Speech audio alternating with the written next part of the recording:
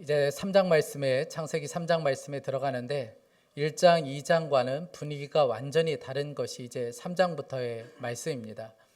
오늘 이 창세기 3장의 말씀은 실패한 한 부부의 슬픈 이야기입니다. 유혹을 이기지 못하고 실패한 한 부부의 참 안타까운 이야기가 이 3장에 기록되어 있습니다. 그러나 이것은 그저 옛날 이야기, 성경에서 보는 옛날 이야기가 아니라 우리의 삶 가운데 매일 마주하는 일이기도 합니다. 베드로전서 5장 8절 말씀에 보면 근신하라 깨어라 너희 대적 마귀가 우는 사자같이 두루다니며 삼킬 자를 찾는다. 그러니까 이것은 과거의 이야기가 아니라 지금도 많은 성도들, 우리들이 매일 겪고 있는 일이기도 합니다. 여러분, 그러면 누가 마귀에게, 사단에게 삼킬 자가 되겠습니까? 어떤 사람이 그 대상이 될까요? 어떤 사람이 그 공격의 대상이 될 수 있겠습니까? 말씀의 뿌리가 약한 사람입니다. 언제든 흔들면 흔들릴 수 있는 사람, 그 사람이 대상이 될 수 있습니다. 뱀이 하와에게, 여자에게 접근하게 되죠. 그런데 여러분, 무엇을 가지고 접근했습니까? 하나님의 말씀을 가지고 접근하는 것을 보게 됩니다. 아담과 하와를 하나님께서 만드시고 에덴을 만드시고 에덴 동산에 이 두 사람을 살도록 하셨죠. 그것은 가장 완벽한 곳이고 모든 것을 다 가질 수 있는, 모든 것을 누릴 수 있는 아름다운 곳입니다. 그런데 하나님께서는 명령하시기를 하나만 지켜라. 이 땅에서 모든 것을 다 먹어도 되지만 선악을 알게 하는 그 나무의 열매만큼은 먹으면 안 된다. 하나님께서는 말씀하셨죠. 그런데 뱀이 여자에게 접근할 때 하나님이 하셨던 그 말씀을 가지고 접근하는 것을 보게 됩니다. 오늘 1절 말씀에 보면 뱀은 주 하나님이 만드신 모든 들짐승 가운데서 가장 간교하였다. 뱀이 여자에게 물었다. 하나님이 정말로 너희에게 동산 안에 있는 모든 나무의 열매를 먹지 말라고 말씀하셨느냐? 하나님의 말씀을 가지고 접근하는 것을 여러분 보게 됩니다. 우리가 좀 궁금한 것은 왜 하필이면 남자가 아니라 여자에게 접근을 했느냐는 것이죠. 그것은 여자가 말씀에 굉장히 약했기 때문에 그렇습니다. 여러분, 그럴 수 있다는 생각이 들어요. 왜냐하면 하나님께서 이 선악을 알게 하는 나무의 열매를 먹지 말아라 하시는 말씀을 누가 들었습니까? 아담이 들었죠. 남자가 들었습니다. 하나님으로부터 이 말씀을 들을 때 여자는 창조되지도 않았어요. 그러니까 하나님께 직접 들은 말씀이 아니에요. 이 여자는 누구를 통해서 들었습니까? 남편을 통해서 이 말씀을 들었던 거예요. 그러니 말씀이 조금 약할 수 있죠.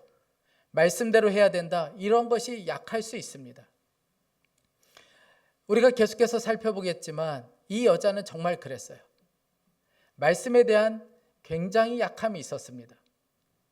이 말씀대로 꼭 해야 된다, 이런 마음이 이 하와 안에는 없는 것을 우리가 말씀을 통해서 보게 됩니다. 뿐만 아니라 이 마음 안에 하나님 말씀에 대한 은근한 불만을 가지고 있던 사람이 바로 이 하와였어요. 여러분, 바로 그 사람이 공격의 대상이 되는 것입니다. 말씀의 뿌리가 약하고 말씀이 없고 말씀대로 살고 싶은 마음이 없는 사람, 여러분, 그 사람이 바로 공격의 대상이 됩니다. 사단은 우리가 약한 것을 너무 잘 알고 있어요. 어디가 약한지 너무나도 잘 알고 있습니다. 그래서 이단이 교회에 들어와서 성도들을 공격할 때 여러분, 어떤 사람이 대상이 될까요? 교회 안에 은근한 불만을 가지고 있는 사람, 그 사람이 제일 1순위입니다. 당신 이 교회는 안 어울리는 것 같아. 그거 봐, 내가 더 좋은 교회 있다고 했잖아. 그 교회 한번 가보지 않을래? 여러분, 그렇게 접근하는 것이죠.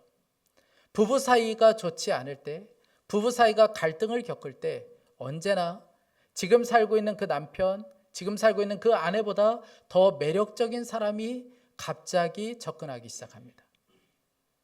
여러분, 자녀들, 부모에 대한 불만을 가지고 있을 때 자녀들 주변에 이런 친구들이 붙기 시작해요. 가출한 친구, 아니면 별로 좋지 않은 친구들이 붙기 시작합니다. 그리고 이렇게 이야기하죠. 야, 나 같으면 벌써 나왔어. 야, 너 왜 그렇게 사냐? 야, 요즘 세상에 그런 부모가 어디 있어? 그러면 그 말에 그냥 확 넘어가게 되는 거죠. 여러분, 사단의 예상은 아주 적중했습니다. 사단이 뭐라고 이야기했습니까? 하나님이 정말로 너희에게 동산 안에 있는 모든 나무의 열매를 먹지 말라고 말씀하셨느냐? 여러분, 하나님은 그렇게 말씀하신 적이 없습니다.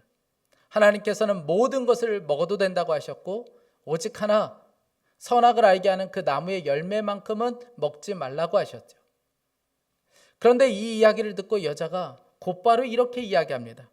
2절과 3절 말씀에 여자가 뱀에게 대답하였다. 우리는 동산 안에 있는 나무의 열매를 먹을 수 있다. 그러나 하나님은 동산 한가운데 있는 나무의 열매는 먹지도 말고 만지도 말라고 하셨다. 어기면 우리가 죽는다고 하셨다. 여러분, 이 여자의 말이 맞는 것 같지만 완전히 틀린 이야기입니다.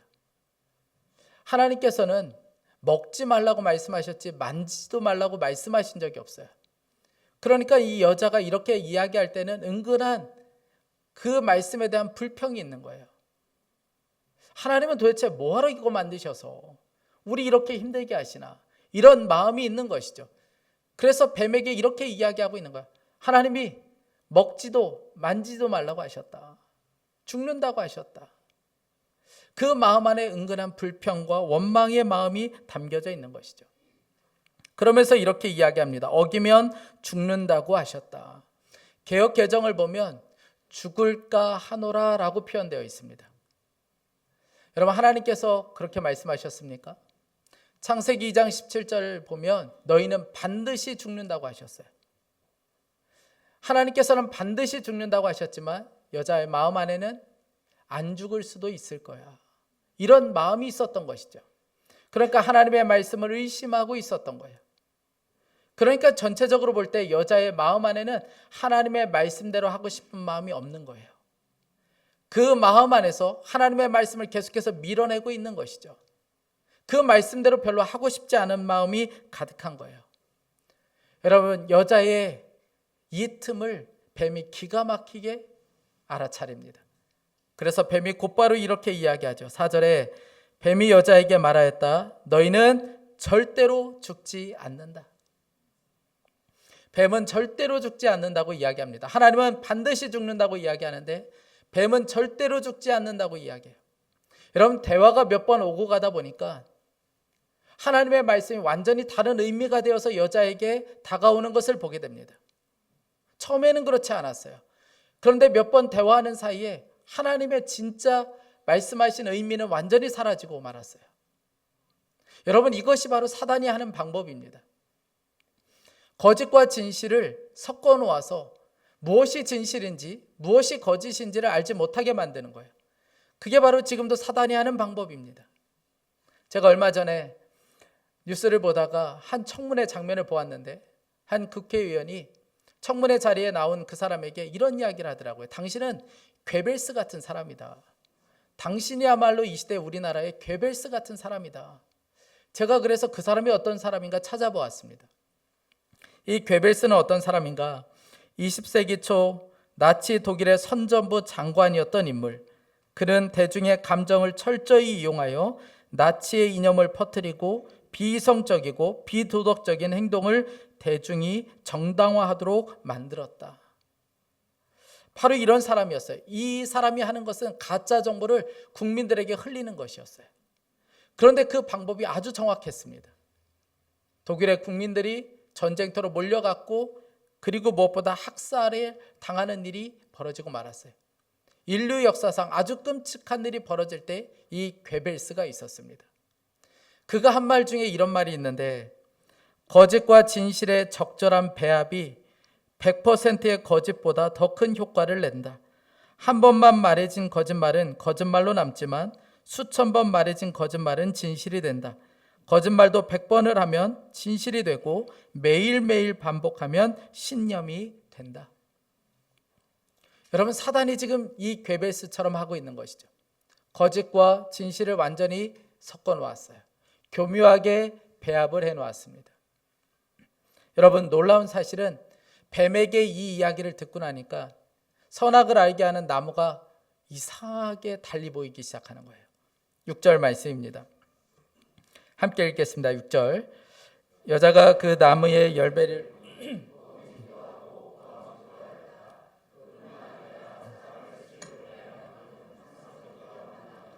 아멘. 여러분, 전에는 이 나무가 그렇게 보이지가 않았어요. 그런데 그 나무를 보는데, 그 열매를 보는데 먹음직도 하고 보암직도 하고 너무나도 탐스럽게 보이기 시작하는 거예요. 여러분, 나무가 달라졌습니까? 나무는 달라진 게 아니죠. 다만 여자의 마음이 달라진 거예요. 여자의 마음이 달라지고 나니까 나무가 달리 보이기 시작하는 것이죠. 여러분, 사단에게 마음을 빼앗기고 나니까 그 열매가 다르게 보이기 시작하는 거예요. 여러분, 이것이 바로 사단이 하는 일이에요. 그리고 우리가 늘 겪는 일이기도 합니다.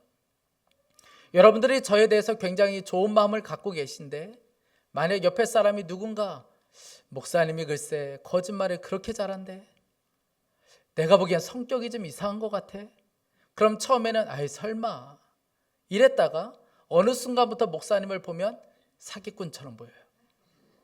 진짜 이상한 것 같아요. 여러분, 이상해요. 그렇게 보이게 됩니다. 여러분, 동성애 문제가 지금 너무나도 심각한데 동성애 문제도 마찬가지예요. 동성애는 죄다, 정말 하나님께서 철저히 금하신 것이다, 그렇게 생각했다가도 옆에 있는 사람이 무슨 이야기야, 동성애자는 태어날 때부터 그런 성향을 가지고 있기 때문에 그런 것이지 그거 절대 죄가 아니야. 아니, 태어날 때부터 그렇게 태어났는데 그걸 어떻게 죄라고 할 수 있겠어? 기독교가 너무 배타적이야. 여러분, 그러면 진짜 기독교가 나쁘게 보이기 시작해요. 죄가 죄로 안 보이기 시작합니다. 여러분, 적당하게 타협하면 문제가 달리 보이기 시작해요. 여러분, 우리의 마음의 태도가 달라지기 시작하면 죄를 보는 눈이 바뀌기 시작합니다. 죄가 죄로 여기지 않아지기 시작하는 것이죠. 여러분, 우리의 마음의 태도, 우리의 마음에 달라지면 모든 것이 달리 보일 수 있습니다. 여러분, 결국 마음을 빼앗긴 이 여자가 그 열매를 먹었고, 그리고 혼자 먹은 것이 아니라 남자에게도 주어 그 열매를 함께 나눠 먹습니다. 결국 사단의 유혹에 이렇게 넘어지고 말아요. 여러분, 우리가 어릴 적부터 수없이 많이 들었던 이 말씀을 들을 때마다 여러분들은 어떤 생각이 드십니까? 저는 이런 마음이 들었어요. 우리 안에 우리 마음대로 살고 싶은 욕망이 얼마나 강한가. 우리 마음 안에 하나님의 말씀을 거부하고 내 마음대로 살고 싶은 마음이 얼마나 강한가 하는 것을 보게 됩니다. 말씀을 거부하고 내 마음대로 살아라. 먹고 싶은 대로 먹고 가고 싶은 대로 가고 하고 싶은 대로 살아라. 여러분, 그때가 우리에게는 가장 위험한 순간이에요. 여러분, 우리 안에 합리화해서는 안 됩니다. 말씀대로 살지 못하면서 은근히 그것을 합리화하는 것을 언제나 조심해야 합니다.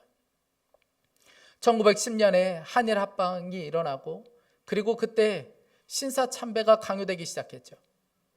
당시 통계를 보면 우리나라의 신사가 한 1062개 정도가 있었다, 그렇게 이야기합니다. 그때 무섭게 신사참배가 강요되었죠. 그런데 기독교는 신앙을 근거로 해서 신사참배에 참여하지 않았습니다. 그런데 이게 무너지기 시작하는데 1935년도에 평양의 기독교 사립학교, 그 교장들이 신사참배를 거부하자 학교를 그냥 폐교시켜 버렸습니다. 그러자 기독교 안에 분열이 벌어지기 시작해요. 한 해를 지나고 1936년도에 천주교가 가장 먼저 신사참배를 결의합니다. 그리고 그 뒤에 선결교가, 그리고 감리교가 이어서 신사참배 결의를 하기 시작해요. 여러분, 그들이 그렇게 결의하면서 내세웠던 이야기가 뭔지 아십니까? 신사참배는 종교의식 아니다, 이거는 국가의식이다, 그러니 해도 상관이 없다, 그렇게 내세우기 시작했습니다. 그러면서 더 무서운 일이 벌어지기 시작하는데, 서울의 한강에서, 저 부산에서 송도 바다에서 사람들이 침례를 받기 시작해요. 이 침례는 일본 신도 중들이 행하는 것이었습니다. 그렇게 신사 참배뿐만 아니라 목사들이 가서 침례를 받으면서 그들이 신앙을 고백합니다. 천도 대신보다 높은 분 없다. 하나님보다 더 높은 분이 천조 대신이시다. 그들이 그렇게 고백했고 그것을 작성했고 거기에 서약까지 했습니다. 여러분, 어떻게 이런 무서운 일이 벌어질 수 있었습니까? 신사참배는 종교의식 아니다, 그거는 국가의식이니 해도 상관이 없다. 여러분, 타협하는 순간에 무서운 일이 이 땅에 벌어지고 말았습니다. 사랑하는 여러분, 어떤 상황 속에서도 말씀대로 살겠다는 이 결단이 변함이 없어야 합니다. 여러분, 하나님께서 이 여자에게, 이 남자에게 요구하셨던 것은 100가지가 아니었습니다. 딱 한 가지였어요. 그 열매를 먹지 말라는 그 말씀 하나였습니다. 그러면 여러분, 유혹이 왔을 때 내가 절대로 말씀을 어기지 않으리라, 내가 말씀대로 행하리라, 이런 결단이 있어야 맞습니다. 여러분, 그렇게 했던 사람이 다니엘이죠. 다니엘은 15살 정도 되었을 때 바벨론의 포로로 끌려가게 됩니다. 그곳에 가서 그곳 학문을 배우고 그리고 이름도 바뀌게 되었어요. 여기까지 보면 그도 어쩔 수 없이 바벨론 문화에 완전히 젖어드는 것처럼 보입니다. 그러나 결정적인 순간에 그가 경계선을 그어버려요. 언제입니까? 왕의 음식을 먹지 않기로 결의해요. 다니엘 1장 8절 말씀입니다. 다니엘은 뜻을 정하여 왕의 음식과 그가 마시는 포도주로 자기를 더럽히지 아니하리라.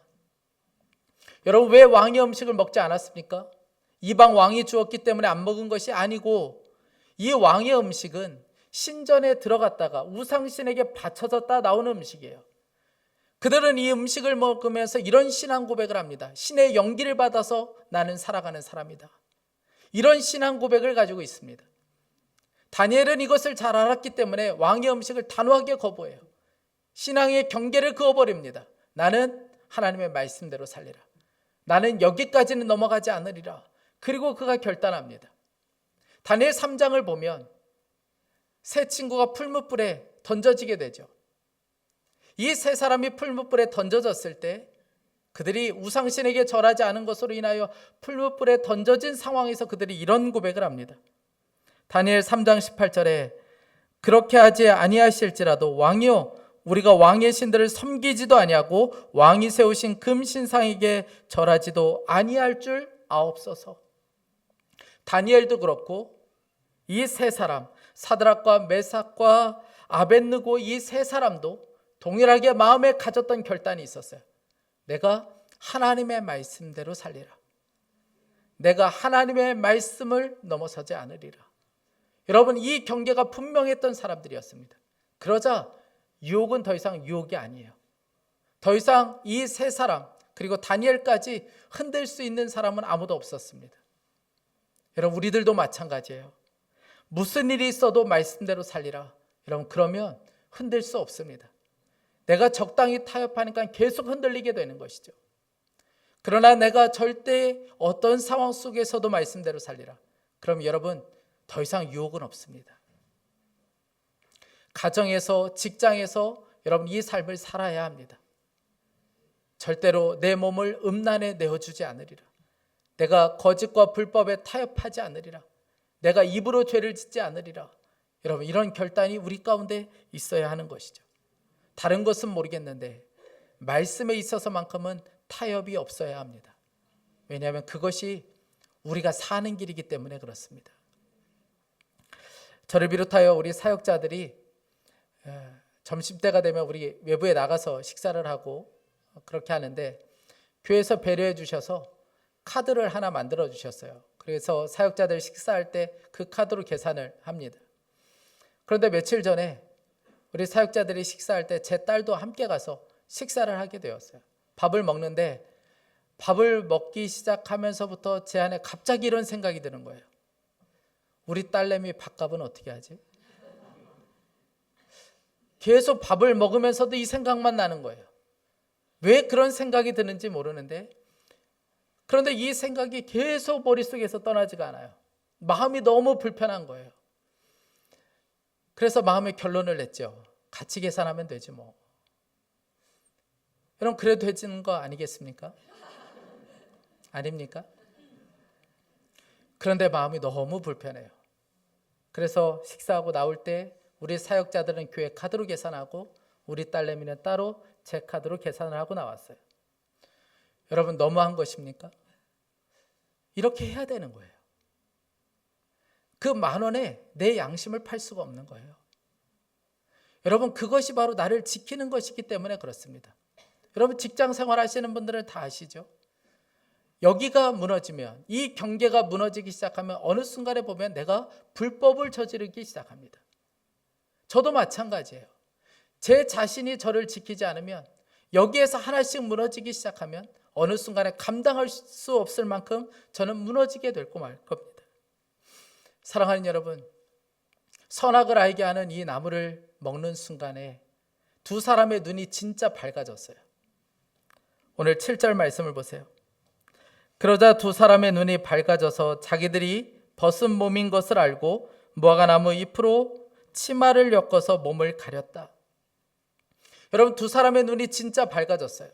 두 사람이 진짜 눈이 밝아져서 보게 된 것이 무엇입니까? 자신의 수치와 부끄러움을 보게 된 거예요. 너무나도 수치스럽고 너무나도 부끄러운 자기 자신을 보게 된 거예요.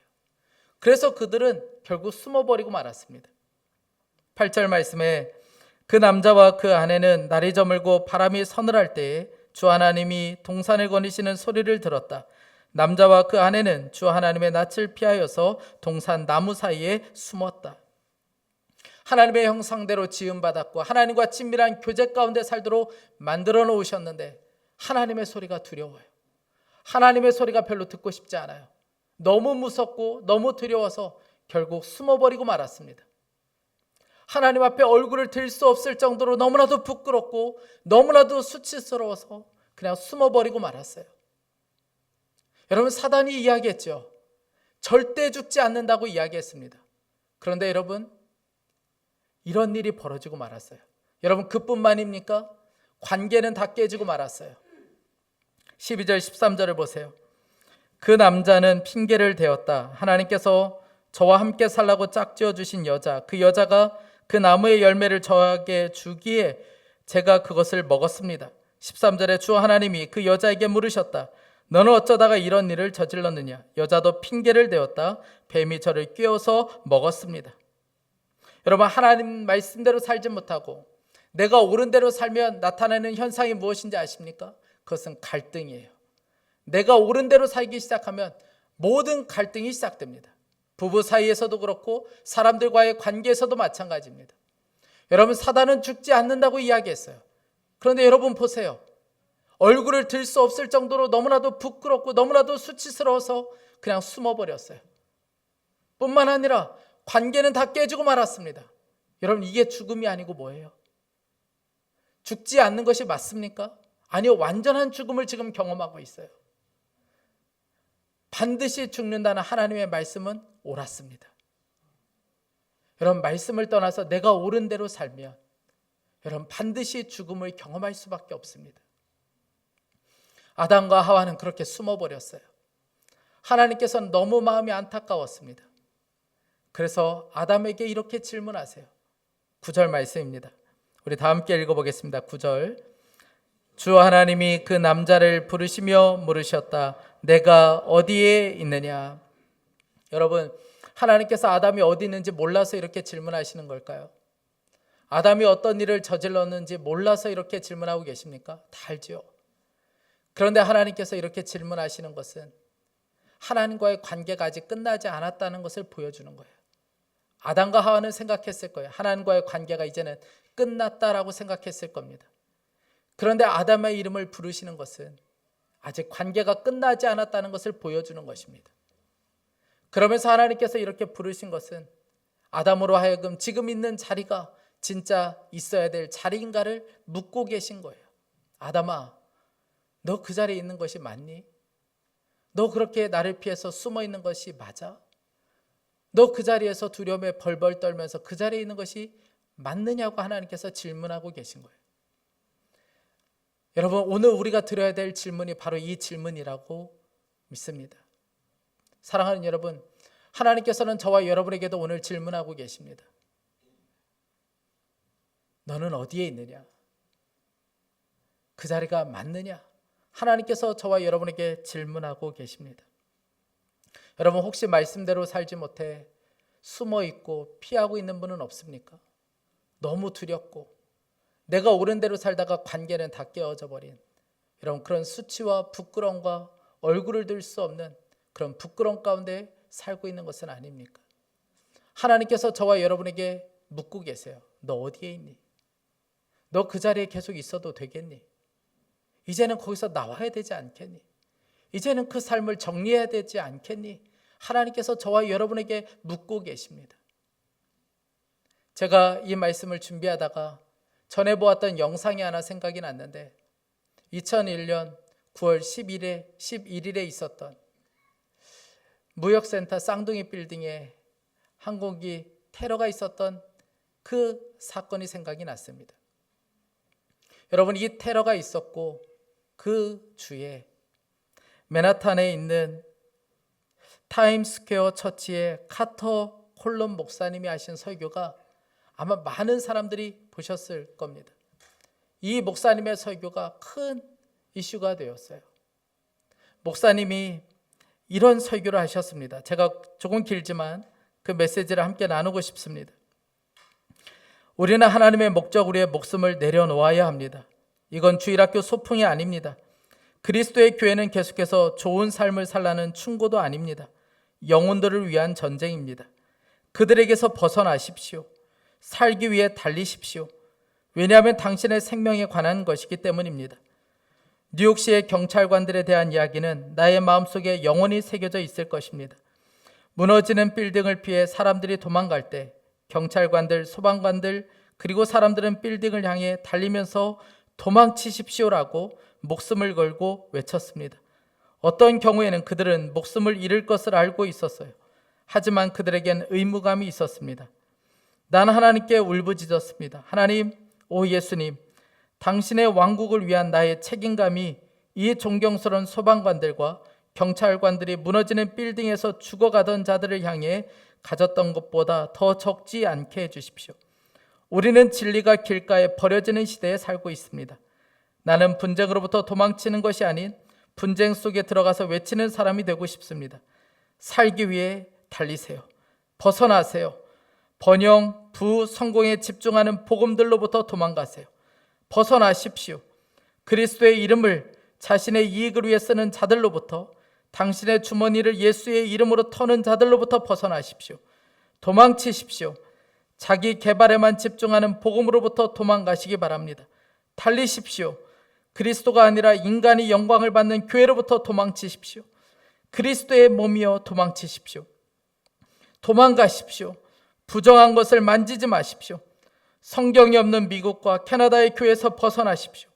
십자가 없는 신학에서, 영혼을 반성시키는 말씀이 없는 데서, 죄로부터 회개함이 없는 데서, 예수님의 보혈이 언급되지 않는 데서 도망치십시오.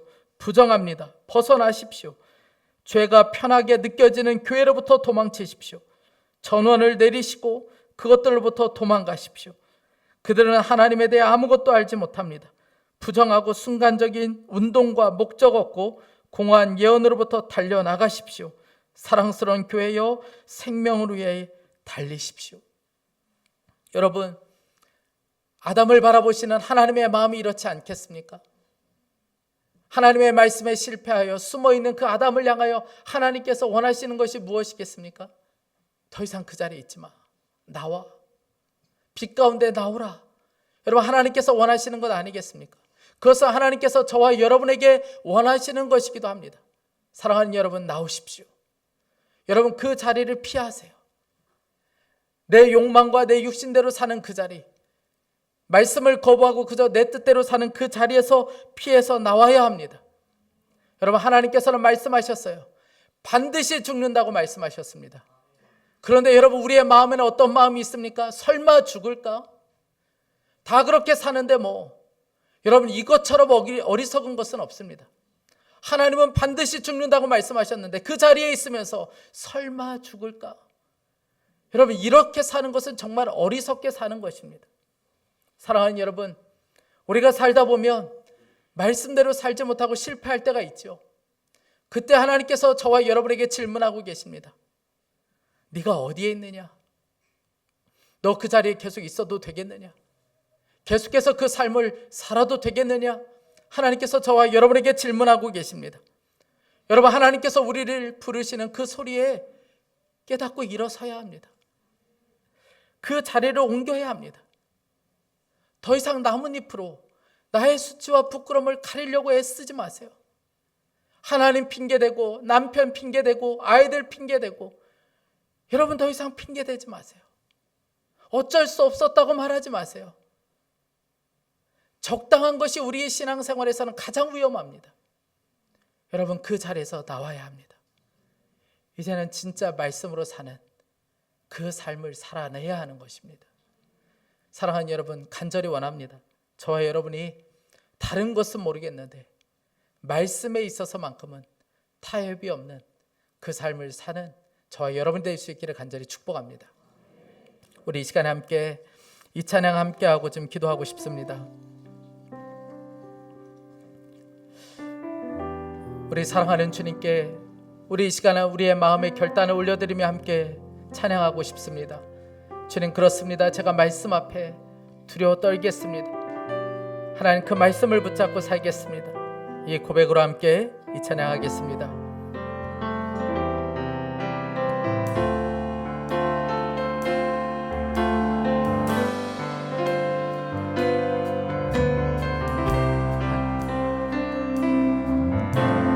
말씀 앞에서 경외함으로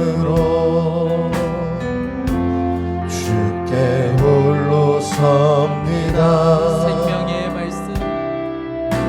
생명의 말씀 읽고 순종해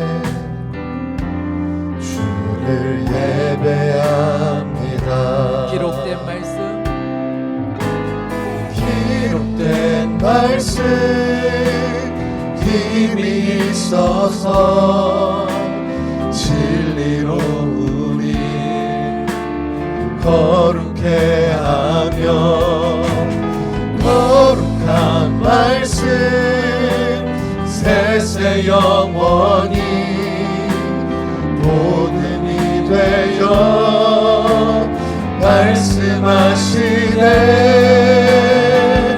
하나님 말씀에 두려워 떠는 자,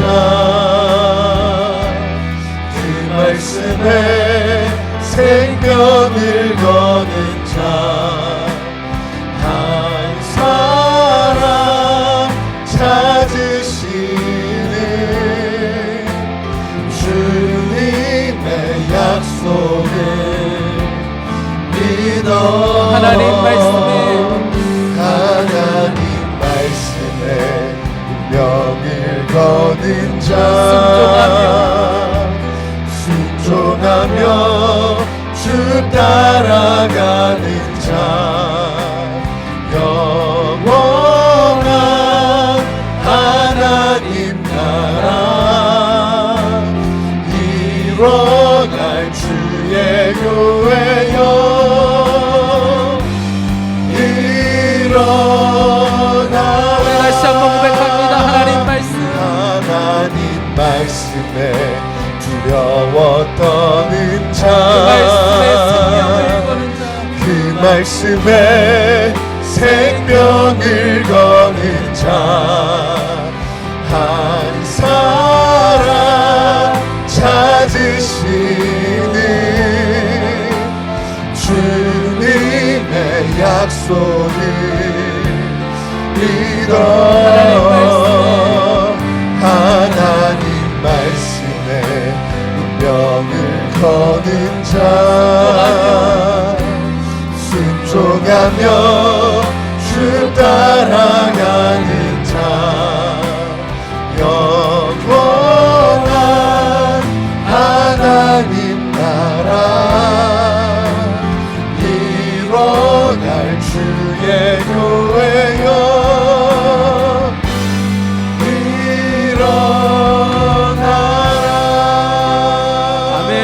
함께 좀 기도하기 원합니다.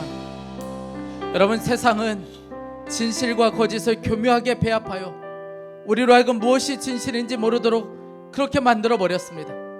여러분, 마음이 달라지면 말씀이 달리 보이고, 마음이 달라져 버리면 죄가 달리 보일 수밖에 없습니다.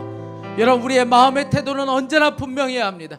우리 이 시간에 함께 기도할 때 하나님의 말씀을 생명처럼 여기겠습니다. 하나님 아버지, 적당하게 타협하며 살지 않게 하여 주시고 말씀대로 살겠다는 결단이 우리 안에 분명할 수 있게 하여 주옵소서. 가정에서든 교회에서든 직장 안에서든 이 마음 하나가 변하지 않게 하여 주옵소서. 우리 간절한 마음으로 합심하여 기도하겠습니다. 오 사랑하는 하나님 아버지, 우리에게 하나님 아버지 분명한 믿음이 있게 하여 주시기를 원합니다. 하나님 아버지 그 말씀의 결단이 우리 가운데 분명할 수 있게 하여 주옵소서. 하나님 아버지 주는 진실이 무엇인지 거짓이 무엇인지 하나님 분명하게 섞여서 하나님 아버지 우리가 진실을 알지 못하는 시대 가운데 살아가고 있습니다. 사랑하는 하나님 아버지 우리의 마음의 태도가 분명할 수 있게 하여 주시고 하나님 아버지 하나님의 말씀을 분명하게 붙잡게 하여 주시기를 원합니다. 하나님 아버지 어떤 상황 속에서도 우리가 핑계대지 않겠습니다. 합리화하지 않겠습니다. 하나님 아버지 그 말씀에 적당히 우리가 타협하며 살지 않게 하여 주시고 하나님 아버지 그 말씀을 생명처럼 여기고 하나님 아버지 그 말씀에 하나님 아버지 우리의 전부를 걸 수 있게 하여 주시기를 원합니다. 하나님 아버지 직장 안에서 가정 안에서 우리가 타협하지 않게 하여 주시기를 원합니다. 하나님 아버지 교회학교 속에 들어올 때 하나님 아버지 우리의 말씀에 하나님 아버지 우리의 태도가 분명할 수 있게 하여 주옵소서. 하나님 아버지 우리가 타협하지 않겠습니다. 오 주님이 그러주소서. 우리의 마음의 태도가 분명할 수 있게 하여 주시기 원합니다. 하나님 마음이 변하여 죄가 죄를 여겨지지 않는 하나님 아버지 그런 일이 없게 하여 주시고 하나님 아버지 우리의 마음이 변질되어서 하나님 말씀을 바라보는 달라지지 않게 하여 주시기를 원합니다. 말씀에 생명을 거는 자 앞에서 분명할 수 있게 하여 주시고 사랑 주 앞에서 나도할 수 있는 주님이 들어주시기를 간절히 원합니다. 하나님 주님 역사하소서. 주님 통치하소서. 주님 다스려 주시기를 원합니다. 주님 역사하소서. 하나님 아버지 말씀 앞에서 우리가 두렵고 떨림으로 경외함으로 설 수 있게 하여 주시고 하나님 아버지 그 자리에 머물러 가며 주 따라가는 우리의 삶을 살아나봐 주시기를 간절히 원합니다. 하나님 나라 이뤄갈 주의 교회여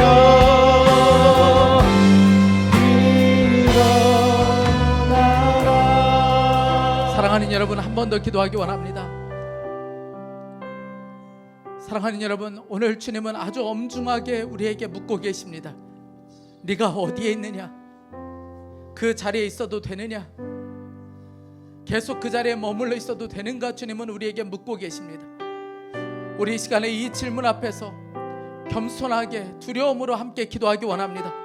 하나님 더 이상 제가 숨어 있지 않겠습니다. 하나님 더 이상 갈등 가운데 살지 않게 하여 주십시오. 하나님 잊지 말아야 될 자리에서 벗어날 수 있게 하여 주십시오.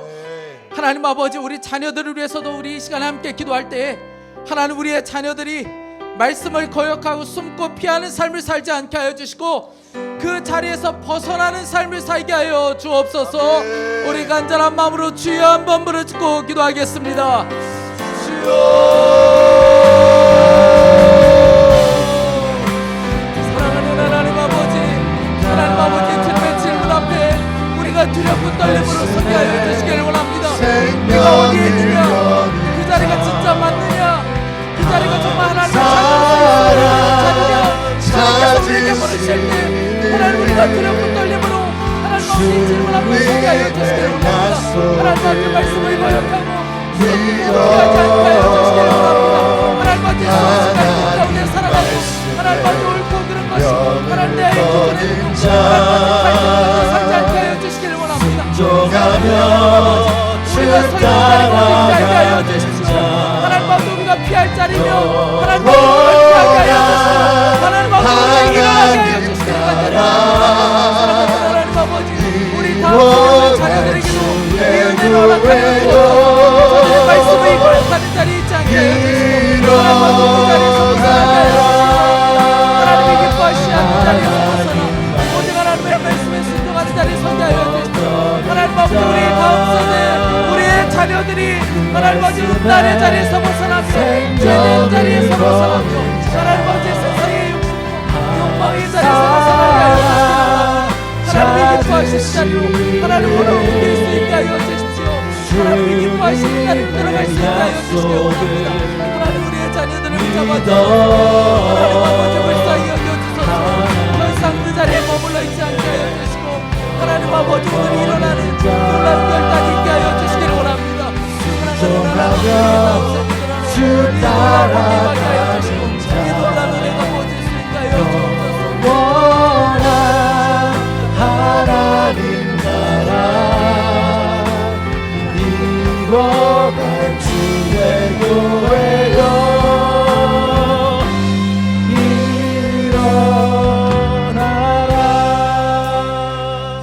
사랑하는 주님, 세상은 진실과 거짓을 교묘하게 배합하여 우리로 하여금 무엇이 진실인지 모르고 살도록 만들어버렸습니다. 세상은 죄가 아니라고 말하고 있고, 그렇게 해도 된다고, 그렇게 살아도 죽지 않는다고 말하고 있습니다. 하나님, 너무나도 혼란스러운 우리의 마음을 오늘 주님 앞에서 바로 세워주시기를 간절히 원합니다. 이때 우리의 마음의 태도가 분명할 수 있게 하여 주십시오. 말씀대로 살려는 마음의 결단이 분명할 수 있게 하여 주십시오. 하나님, 마음이 달라져 말씀이 달리 보이고 죄가 달리 보이는 일이 없게 하여 주십시오. 하나님, 가정에서 직장에서 말씀대로 사는 결단이 우리 가운데 계속해서 일어나기를 간절히 소망합니다. 하나님, 실패했을 때, 넘어졌을 때 하나님 주님께서 우리에게 말씀하시는 음성이 들려올 수 있게 해주십시오. 네가 어디에 있느냐? 그 자리가 진짜 너의 자리가 맞느냐? 언제까지 그 자리에 머물러 있을 것이냐 물으실 때 하나님, 저희들이 그 말씀을 듣고 하나님 그 자리에서 일어나는 결단이, 그 용기가 우리 가운데 있게 하여 주옵소서. 하나님, 우리 사랑하는 우리 다음 세대 자녀들을 위하여 간절한 마음으로 기도합니다. 하나님, 진실이 무엇인지 알지 못하는 시대를 살아가고 있습니다. 하나님, 이때 우리의 자녀들이 더욱더 말씀 앞에 서게 하여 주시고, 말씀을 경외하게 하여 주시고, 그 말씀을 붙잡고 사는 은혜가 있게 하여 주옵소서. 하나님, 우리의 자녀들이 음란의 자리에서 일어나게 해주십시오. 중독의 자리에서 일어나게 해주십시오. 자신의 욕망대로 사는 그 자리에서 일어나게 해주십시오. 말씀의 자리로 돌아가게 하여 주옵소서. 하나님, 이 나라를 주님 손에 의탁합니다. 하나님, 우리는 알지 못하지만 주님께서는 가장 선한 길로 이끌어 주실 줄 믿습니다. 하나님, 이 나라의 모든 혼돈은 공허함을 하나님의 질서로 바로 세워 주옵소서. 하나님, 오늘도 하나님을 경외하는 마음으로, 감사하는 마음으로 예물을 봉헌하여 드립니다.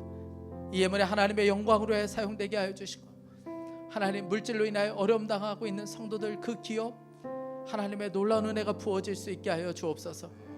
병든 몸을 치유하여 주시고 나음을 얻게 하여 주옵소서. 주님을 찬양합니다. 주 예수 그리스도의 이름으로 기도했습니다. 우리 다 함께 일어나셔서 마지막 찬양 함께하며 준비하신 예물을 봉헌하겠습니다. 우리의 시선을 하나님께로 올려드리겠습니다. 우리가 주님만 바라보겠습니다. 이 고백으로 함께 찬양하겠습니다.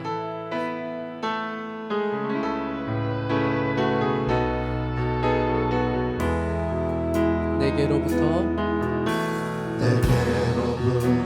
눈을 들어 주를 보기 시작할 때 주의 일을 보겠네. 내 작은 마음 돌이키사 하늘의 꿈꾸게 하네. 주님을 볼 때 모든 시선을 주님께 드리고 살아계신 하나님을 느낄 때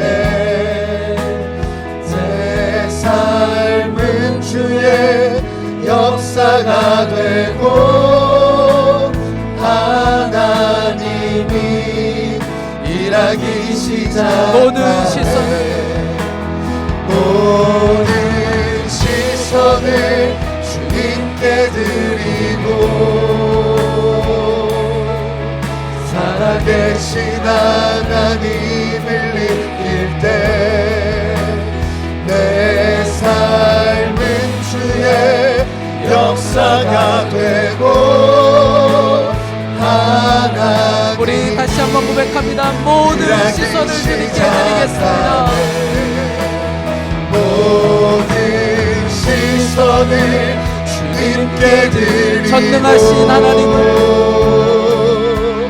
전능하신 하나님을 느낄 때 내 삶은 주의 역사가 되고 하나님이